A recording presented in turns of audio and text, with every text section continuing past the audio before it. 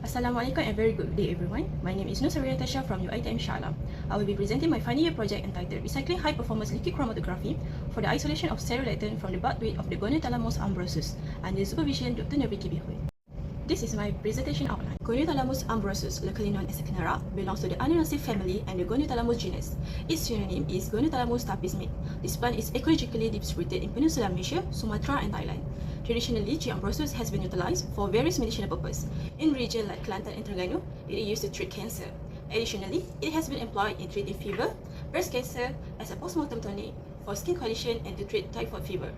Previous studies on this species have highlighted that G. umbrosus produce styrolactone compound, known of their cytotoxic effect on various cancer cells, including breast, colon, kidney, and pancreatic cancer cells. These pharmacology properties make G. umbrosus a promising candidate for further research in cancer treatment. Now, let's take a closer look at the morphology of Goniothalamus umbrosus. Goniothalamus species are known for their uniform and simple characteristics. They typically grow in moist lowland forests and along river stream, and G. umbrosus in particular reaches a modest height of up to 3 meters.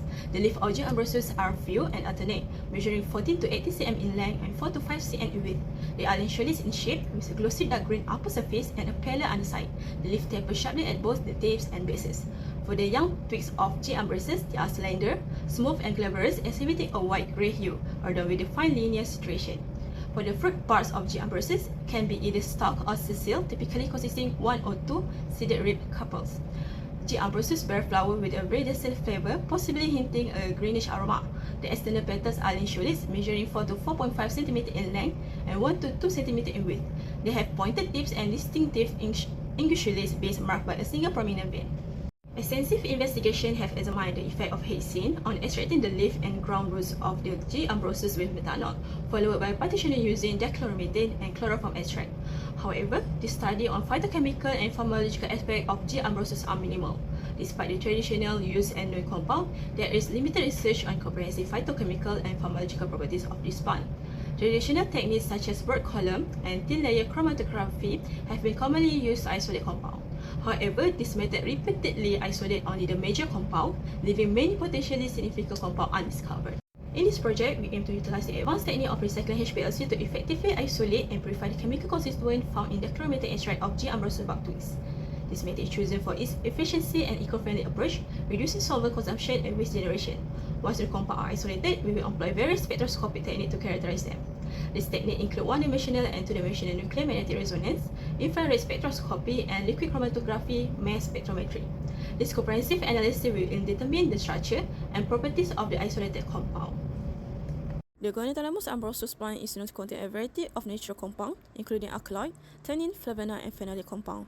Despite the known medicinal and pharmacological activities of G. umbrosus, there is need for more comprehensive study to identify additional compounds, including minor components with potential therapeutic effect. The finding of this study will enhance the understanding of the plant's diverse chemical constituent, benefiting the scientific community and providing valuable data for further pharmacological studies and supporting the traditional use of G. umbrosus. The isolated compound may have promising biological activities and can serve as drug template in the future. In phytochemical studies have shown that Goniothalamus umbrosus is rich in diverse natural compounds.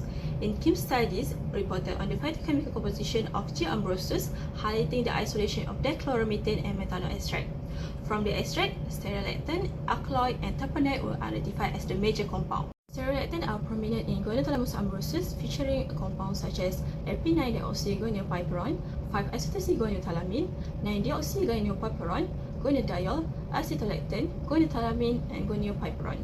Continuing the study of isolated styrolactone and Goniothalamus umbrosus, we also find reported compounds like goniopyrene, isogoniopipetone, furanopyrene, goniophofuran, and dogonodiol.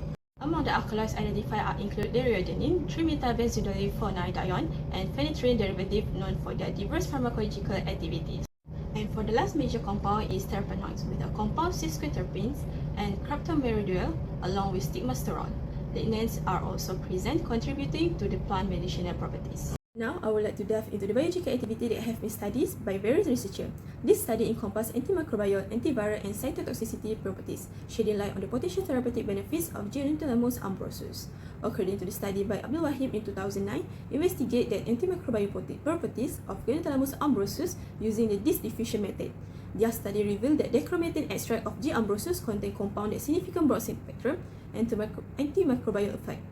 Specifically, the extract show notable activity against gram-positive and gram-negative bacteria. Moving on to the antiviral activity, Abdul Wahab studies in 2000 to focus on Styryl derivative isolated from tridichromatin roots of G. umbrosus. Their research demonstrated potent antiviral activity of SPD against dengue virus type 2. SPD was found to inhibit multiple stages of the viral replication cycle, including virus attachment, penetration into cells, and progeny virus production. This study highlighted that SPD as a promising candidate for the anti-dengue therapy. Lastly, the hexane leaf and twig extract were assessed for cytotoxicities against some cancer cell line. Goniothalamus display highly potent cytotoxicity against murine lymphocytic leukemia with ED50 values of 0.19 mg per milliliter. The isolation and purification procedure were performed on the Jaeger ODSAP preparative column, diluted at 4 ml per minute and detected at 215 nanometer. The maximum yield for each load was no more than 80 mg. Sample were dissolved in suitable solvent system and partially loop injection of 1 to 2 ml were performed on the injection loop. The recycle valve switched between the recycling and eluting, thus enable the analytes to travel through the same column repetitively and improving separation in every cycle. While the system is still running, impurities can be removed by the drain valve which channel to the eluent to waste. The selector valve can be switched between collection and draining to collect the desired compound of drained impurities. The column selector valve allows switching between two columns with different phase in recycling mode. The general methodology used in my research on Goniothalamus umbrosus. First, I start with the fraction from the chromatic extract of the Bark Twigs. I narrow my study on the fraction F4A and fraction F7A. Next, I proceed with the isolation of compound using recycling high-performance liquid chromatography. For this step, I utilize a solvent system consisting of isonitrile and water in a 60:40 ratio.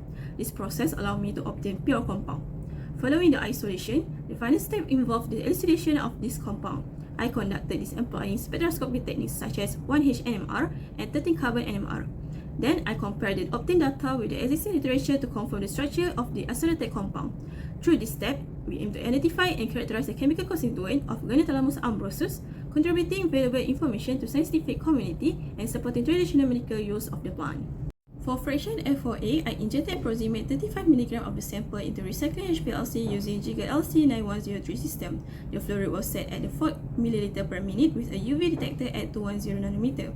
I used an isocratic solvent of the isonitrile and water with 60:40 ratio, which allowed me to obtain pure compound. Similarly, for fraction F7, I injected approximately 30 mg of the sample into the recycling HPLC using the Jaeger ODS column.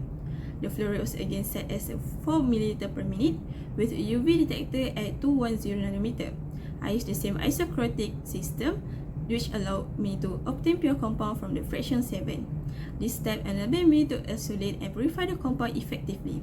The next phase involved the elucidation of compound using 1H and 30-carbon NMR spectroscopy, following by comparison with existing literature data to confirm the structure of the isolated compound.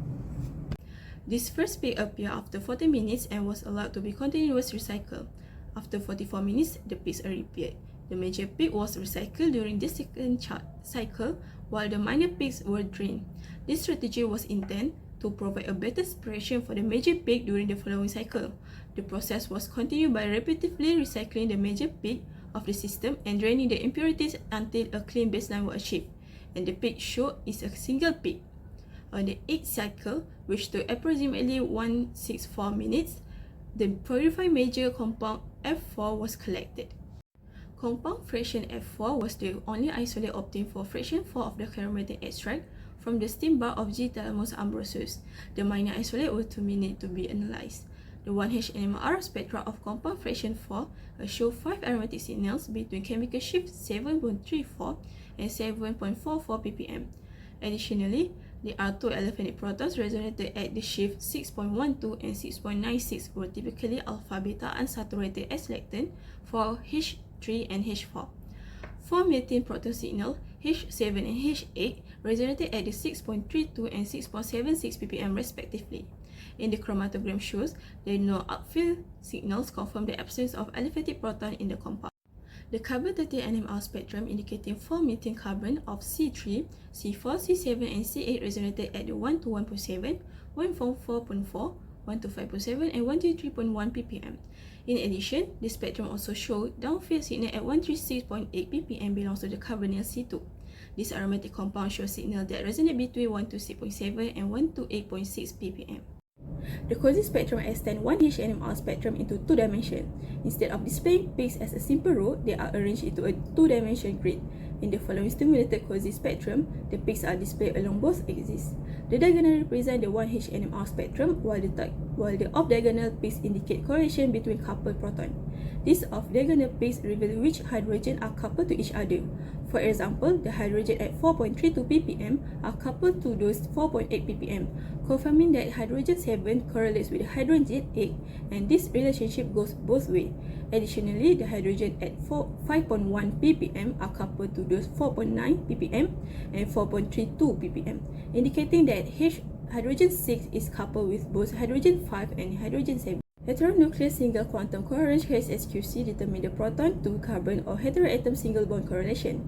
From the HSQC spectrum data, 4-methane carbon signal resonate at the 1 to 1.7, 144.4, 125.7, and 133.1 ppm, which are attributable to elephanic carbon of carbon 3, carbon 4, carbon 7, and carbon 8.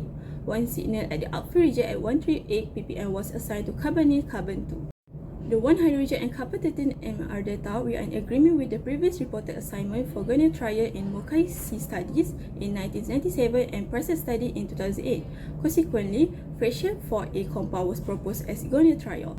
The major peaks was recycled during this second cycle while the minor peaks were drained. Comparison of 1 HNMR spectra of each collected peaks with the off-subfraction F7A shows successful purification of compound. The isolate were identified with 30 mg of sample compound. Compound fraction 7A was the only isolated obtained from the fraction 7 dichromethane extract from the stem bark of Goniothalamus umbrosus. Compound F7A shows 5 aromatic signals between 7.6 to 7.4 ppm. Two elephanic proton resonated at the 6.32 and 6.76 typical alpha-beta unsaturated lactones ring, were assigned as hydrogen 3 and hydrogen 4 respectively.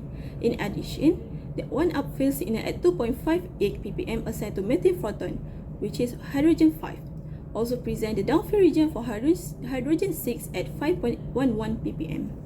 The carbon 13 NMR spectrum shows signal of 13 carbon, one upfield signal due to methane carbon, which is carbon 5 at 29.9 ppm. The presence of carbonyl C2, the signal was suggested by signal slide downfield shifted belong to carbonyl at 163.8 ppm. The 1 hydrogen and carbon 13 NMR were in agreement with the previous reported assignment for Goniothalamus in Behoud 2022 and Liao in 2014. Consequently, fraction 7A compound was proposed as Goniothalamus. Utilizing recycling HPLC as isolation method for phytochemical from the bark twig of G. umbrosus, a known compound Goniothalamus trial has been isolated. This is the first report of Goniothalamus trial from the species of G. umbrosus.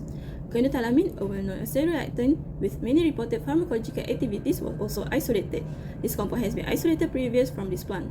Overall, it took about 330 minutes to isolate both compounds with very minimal solvent use. It proved that recycling HPLC indeed a more sustainable approach for the isolation of phytochemical with a high percentage of recovery.